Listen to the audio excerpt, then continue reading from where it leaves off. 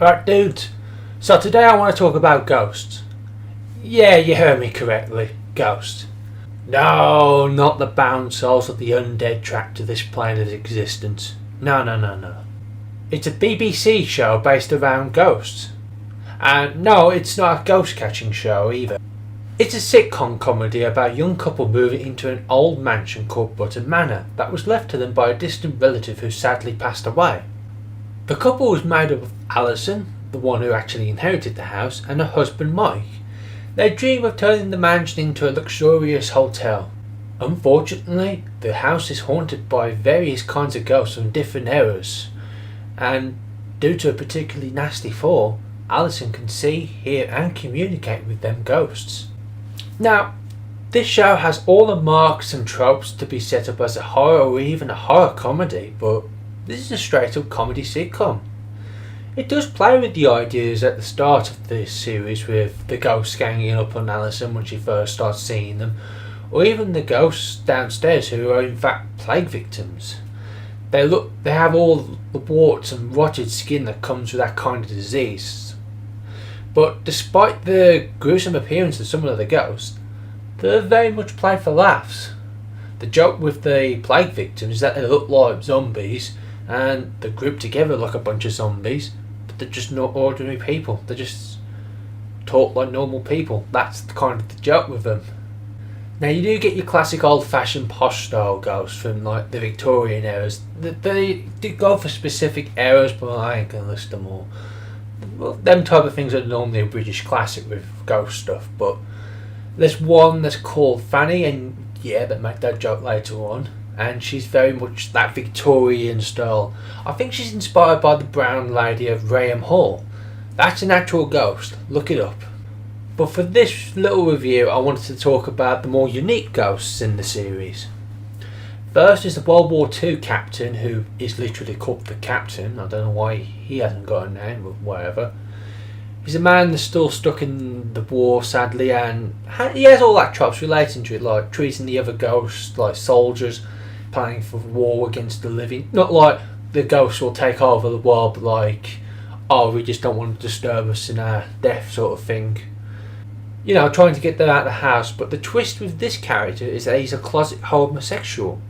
Now, this character could be a very hot topic in this day and age, but I think it's handled pretty well. I think the joke is that he's from an era and career that really frowns on that kind of stuff, and he doesn't want to believe it himself. The joke is how obvious he's a homosexual, not him actually being one. So I don't think they're trying to be offensive with it or anything like that. It's just, oh, it's obvious, dude. You know what I mean? That's the humour behind that one. Then next is a Tory politician from the 90s called Julian. He died during a sex scandal and now wanders the world without trousers or underpants.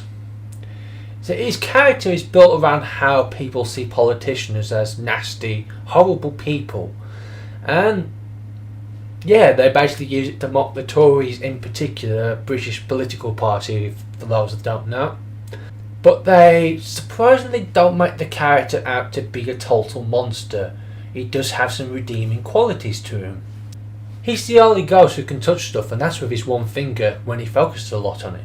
So naturally, he helps the ghosts out a lot with various tasks. There are such intense scenes of the ghosts cheering him on, and he's trying to use all of his might to push a teacup, and then it cuts to a scene from a normal person's perspective, and we see no people, no chanting, and just a simple little cup moving like an inch, if that. He even helps Alison out with information about messing with rich people and stuff, something they'll come across about halfway through the first season. Next is Pat, a scout leader who is shot in the neck with an arrow. On the outside, Pat is a very silly character who's the only friendly ghost towards Alison at the start. He brings a lot of 80s American references with him. I know that might sound weird because loads of shows have that kind of stuff, but it is somewhat unique for a British thing. You don't normally see it in that proper British shows. And he also gets a high-pitched voice when he gets mad. Surprisingly, Pat is one of the more in-depth characters in the show. Not saying the others don't have depth, but Pat has a lot of focus on him. We see through him a ghost struggling to cope with watching life go on without them. Pat's family visits his grave in one of the earliest episodes, and we witness how he feels about his wife remarrying and his son growing up without him. Something you never really think about with ghosts. Next is Robin. He's a caveman. Yeah, out of all the old-fashioned ghosts we've had, nobody has really attempted a caveman ghost. I think there was a Scooby-Doo episode in like the 50s or whatever it was, but we've never really seen anyone attempt it outside of that. Now, Robin is one of my favourite characters out of the lot. He's got all the attitude and stories of a normal caveman, but due to being thousands of years old as a ghost, he's very intelligent. He's constantly shown playing chess, not just playing, but winning it, giving wise advice to the other ghosts and even Alison. There is a situation, I'm not sure if this is season 1 or season 2, so correct me on that bit if anyone knows. Some thieves tried to steal a lot of stuff from the manor at some point, and Robin comes up with the smart idea of disturbing the dogs to get his neighbours come down and call the police, which none of the other ghosts even attempt. He also loves messing with people and the electrical equipment. Robin has the power to short circuit electrical equipment. You know, you see in the shows where the lights flicker on and off, that sort of stuff. That's Robin, that's what he does. Robin is both a wise but a silly fun character, and somehow they manage to balance the two, which is really impressive and part of the reason why he's one of my favourite characters in this show. While there's other ghosts, I don't want to go through the entire list of listing them off, or else I just might as well spoil the entire series, so I'll go on to the human characters. They're both pretty good actually, with Alison normally playing the straight man to the ghost's actions or a victim to it all. At first she tries to ignore them all as hallucinations, leading to some funny arguments and jump scares at the start. Not jump scares aimed at us, but more aimed at her as a character. Eventually she listens to them, but that doesn't always work out for her.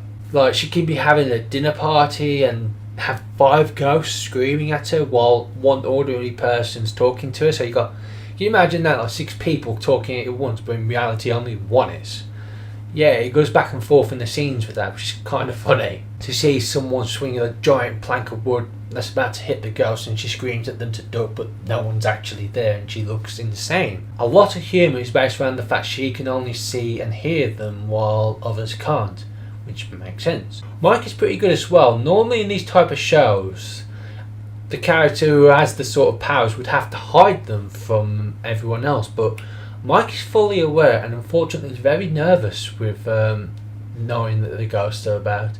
He does actions like showering in his swimming trunks so the ghosts don't stare at him, stuff like that. But eventually he embraces it and tries his best to talk to them when he can. But Mike's role is normally to set up the issues for Alison, like the ghost. He's the reason they're stuck with the manor in the first place, as he took out an expensive loan to do up the house while Alison was unconscious from her fall. He drives the more of the human plot of the show than the humour side, but he does have his moments. So what's the plot about then? Well, the main plot is the couple's story of trying to get out of debt with the Button Manor. We watch them try to do up the house, which is falling apart at the seams, try to get it up to code and modernise it so they can launch the hotel. A lot of the episodes is based around them making money for this dream any way they can. There's one where they have a historical TV show being filmed on, one where they're showing ghost hunters a tour around the manor, stuff like that. The ghosts, on the other hand, either try to find a way to get rid of the people in the houses, such as the builders in the 3rd episode, or cause an argument and annoy and distract Alison. But there is normally a particular focus on one ghost's backstory each episode. Using the 3rd episode again, it's set on the anniversary of Pat's death, so we learn his family visits every year to honour his memory. We delve into Pat's backstory and learn how he dies, which is both grim and funny at the same time. I don't want to give away the plot, as it's more focused on the humour, but the writing is excellent. These are the people who worked on the live-action Horrible History show and Younderland, both excellent comedies for the family. And while I believe Ghosts can be family friendly, it is their more adult orientated show. Not swearing or anything like that, but it's a little more to the older kids, shall we say. Not quite as kiddie friendly, shall we say. Anyway, it's smartly written and brilliantly funny. I would recommend this show to sitcom fans, British comedy fans, or just people after a good show. 100% recommendation right here. And you can get it off the BBC iPlayer and all that sort of stuff, so there's no excuse not to see it. Right, thank you very much everyone. Like and subscribe for more content, and I hope to see you guys again. Bye.